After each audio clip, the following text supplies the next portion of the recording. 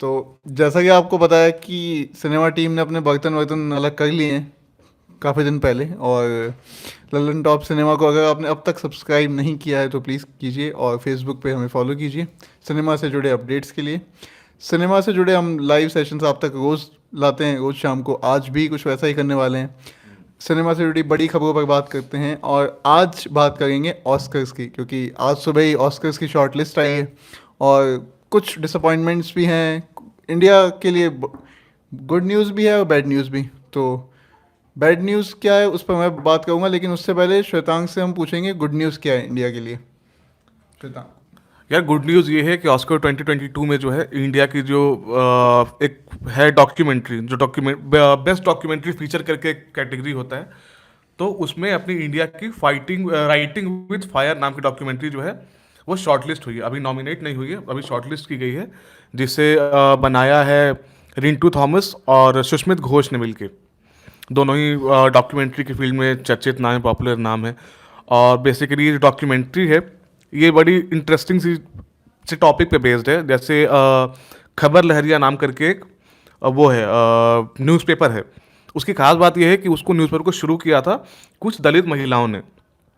अभी मतलब ये डॉक्यूमेंट्री जो है वो उस न्यूज़पेपर का जो ट्रांसफॉर्मेशन दिखाएगी, ट्रांजिशन दिखाएगी कि कैसे वो रेलेवेंट बने रहने के लिए प्रिंट से डिजिटल में जा रहे हैं। वैसे तो पूरी उनकी स्टोरी रहेगी कि कहाँ से शुरू किया, क्या किया, लेकिन इसका मेन फोकस ये वाला है कि हाउ टू स्टे रेलेवेंट वाला, कि वो कैसे प्रिंट से डिजिटल में आ रहे हैं। और डिसअपॉइंटमेंट के बारे में आपको यमन बाबू बताएंगे। यार एक व्योमकेश प्रधान है, वो पूछ रहे हैं इस साल कौन सी पिक्चर गई है ऑस्कर में। इस साल, हाँ, अब उसी पे आ रहे हैं। बुरी खबर पे आने से पहले मैंने सोचा कि शुरुआत गुड न्यूज़ से कर लेते हैं। तो बुरी खबर ये है कि इंडिया की तरफ से इस साल कुडंगल को भेजा गया था, तमिल फिल्म है, ऑस्कर्स के लिए। सरदार उधम, छेलो शो करके करीब 14 फिल्में थी, उनकी लिस्ट में से कुडंगल गई थी, जो शॉर्ट लिस्ट नहीं हो पाई है। ये भी आज सुबह ही पता चला। कुडंगल की स्टोरी काफ़ी सिंपल है कि जो इसके डायरेक्टर हैं उनका व्यक्तिगत अनुभव था। एक रात उनकी जो जीजा थे, उनकी बहन के पति, उन्होंने अपनी उनकी बहन को घर से बाहर निकाल दिया और वो 13 किलोमीटर पैदल चल के आई वापस। उस अनुभव को लेके उन्होंने रिवर्स किया सिचुएशन को, और यहाँ ये दिखाया कि एक बाप और बेटा, एक अब्यूजिव किस्म का हस्बैंड होता है जो अपनी बीवी को मारपीट करके निकाल देता है घर से। उसे मनाने जाता है, बात नहीं मनती, वापस आता है और पैदल चलाती धूप में 13 या 14 किलोमीटर का कुछ डिस्टेंस है वो कवर करता है। वो उस दौरान उन बाप बेटे के साथ क्या कुछ होता है, क्या कुछ वो अनुभव करते हैं, क्या कुछ उनके एक्सपीरियंसेस होते हैं, वही इस फिल्म की मेन कहानी थी। और उन्होंने अपने गांव में जाके शूट की थी ये पूरी फिल्म। अगर आपको इसमें डिटेल में, मैंने एक स्टोरी भी की थी, एक वीडियो भी किया था, वो भी आप देख सकते हैं, तो पूरा आपको आइडिया लग जाएगा कि ये जर्नी क्या थी इस फिल्म की। तो व्योमकेश पूछ रहे हैं अभी अवार्ड मिल गया क्या उस डॉक्यूमेंट्री को।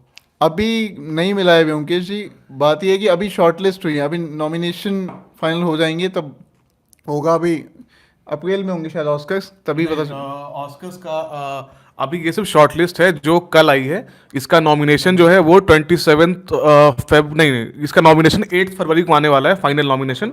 और 27 मार्च को ऑस्कर जो है, ऑस्कर 22 जो है वो इवेंट होगा जहाँ पे अवार्ड्स दिए जाएंगे। तो अभी ये सिर्फ पहली लिस्ट है, मोटा मोटी लिस्ट जिसको कहते हैं ना, उसका अभी मेन पार्ट जो है ना, प्रॉपर नॉमिनेशन वो आने वाला है। तो पहले ही हम निराश हो चुके हैं शॉर्ट लिस्ट में ही। नॉमिनेशन से उम्मीदें हैं, लेकिन देखते हैं कितना रह पाता है। एक शिवान है, वो कह रहे हैं कि राधे को भेजना चाहिए था, 10 ऑस्कर लाती। ठीक है, मूविंग ऑन।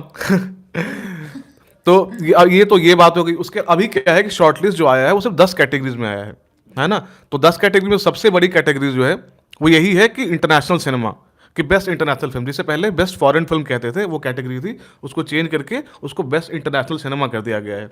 तो उसी में अपनी फिल्म जो है कुड़ांगल नॉमिनेट हुई, तुम्हारी गई थी, ऑफिशियल एंट्री थी, लेकिन वो नहीं हो पाया।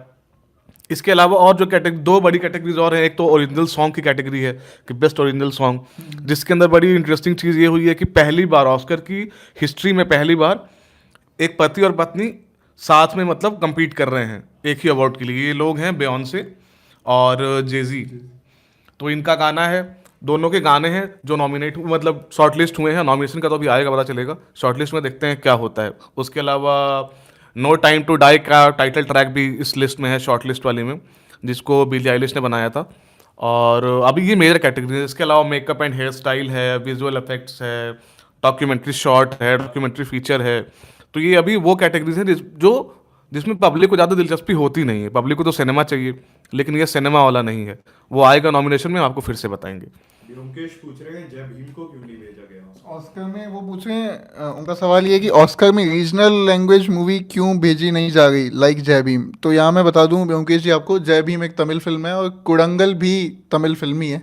तो ज़्यादा, हालांकि दोनों की थीम्स में फ़र्क है। वो सोशल जस्टिस और इस पर बात करती है, जात पात वाले भेदभाव और उस पर बात करती है जय भीम, और ये अलग कहानी है। लेकिन हाँ, शायद अगले साल वाली लिस्ट में जय भीम का नाम हो, क्योंकि जहाँ तक अगर मेरी याददाश्त गलत नहीं है तो जय भीम नवंबर में आई है, और ऑस्कर्स के लिए जो लिस्ट हमें भेजी जानी थी, जो नाम अपनी तरफ से भेजे जाने थे, वो हमने अक्टूबर में भेज दिए थे, अक्टूबर में, अगर मैं गलत नहीं हूँ तो। और जय भीम दिवाली से 1-2 दिन पहले रिलीज़ हुई है, 2 नवंबर को शायद। तो ये हो सकता है कि जय भीम को अगले साल वाली लिस्ट में कंसिडर किया जा सके। तो एक साइकिल चलता है पूरा इसका। बाकी मुझे एक और बात यहाँ मेंशन करनी थी श्वेतांग, कि इंडियन फैंस तो डिसअपॉइंटेड हैं कि कोडांगल नहीं गई है, लेकिन ग्लोबल लेवल पे भी जनता, जो फिल्म लवर्स हैं, उनमें एक निराशा है। मैं आज पढ़ रहा था इसके बारे में। टाइटन करके एक फिल्म है, फ्रेंच फिल्म जो है, हाँ फ्रेंच फिल्म, जिसने इस साल कैन में जो सबसे बड़ा अवार्ड है कैन फिल्म फेस्टिवल में, पाम डॉर जीता था। और जो उसके डायरेक्टर हैं जूलिया डुकोनो, उनकी शायद दूसरी या तीसरी फिल्म ही थी ये। और बॉडी हॉरर एक जॉनर है जहाँ इंसान, मतलब बॉडी हॉरर को आप कैसे एक्सप्लेन करेंगे कि आप घिना जाओ वैसी फिल्म देख के। मतलब पर्सनल एक्सपीरियंस है और वेरी कर सकता है इंसान टू इंसान।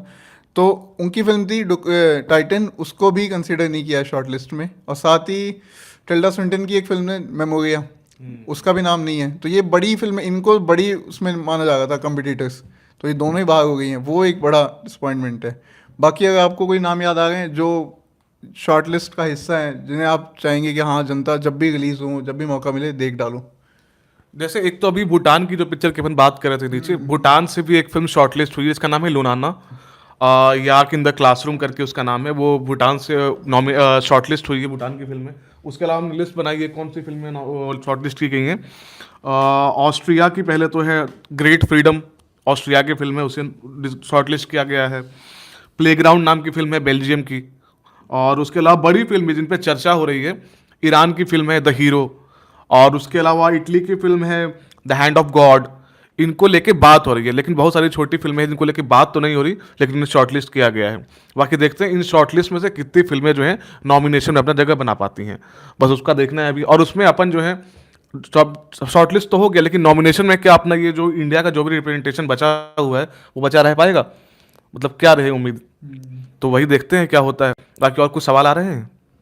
अभी फिलहाल तो लकी मैच पूछ रहे हैं कि ऑस्कर इतना इम्पोर्टेंट क्यों है। ये अक्सर ये सवाल पूछा जाता है कि ऑस्कर की तरफ हम क्यों देखते हैं, मतलब ऑस्कर से हमें वैलिडेशन क्यों चाहिए, आपको क्यों लगता है?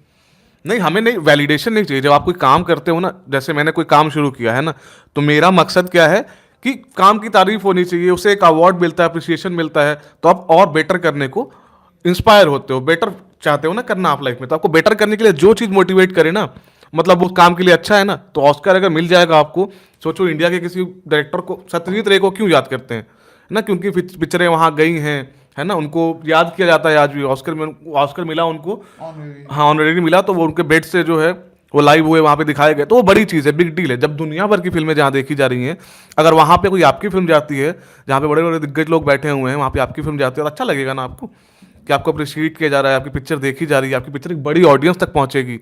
तो यही है, एक्सपोजर है मेजरली।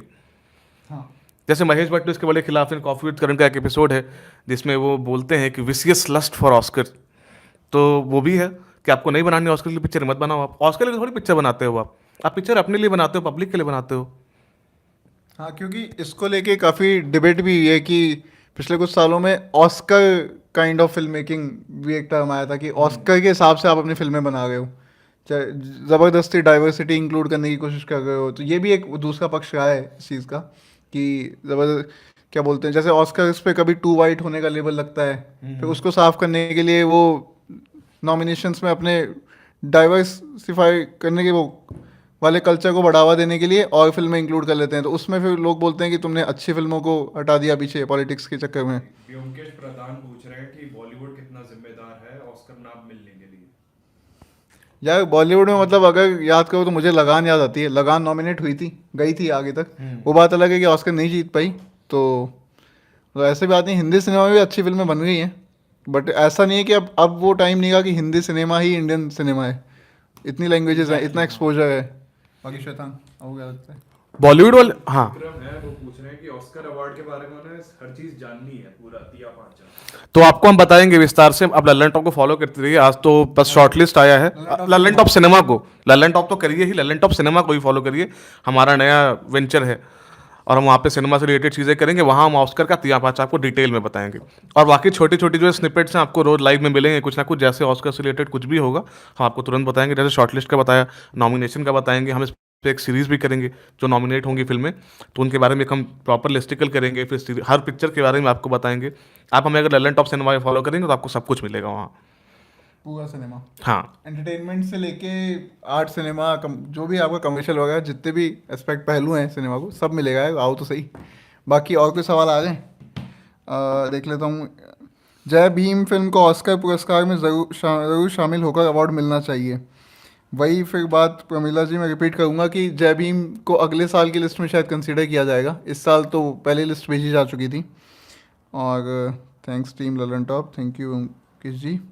क्या कोडंगल मूवी हिंदी में देखने को मिल सकती है? अगर हाँ तो कहाँ से देखें? अजय जी, अभी सीन ये है कि कोडंगल फिल्म फेस्टिवल्स में ही घूम गई थी, तो अभी थिएट्रिकल रिलीज़ नहीं हुआ है और ना ही किसी OTT प्लेटफॉर्म पे आई है। बाकी अगर ये आती भी है तो हिंदी डबिंग को लेके मैं खुद आशंकित हूँ।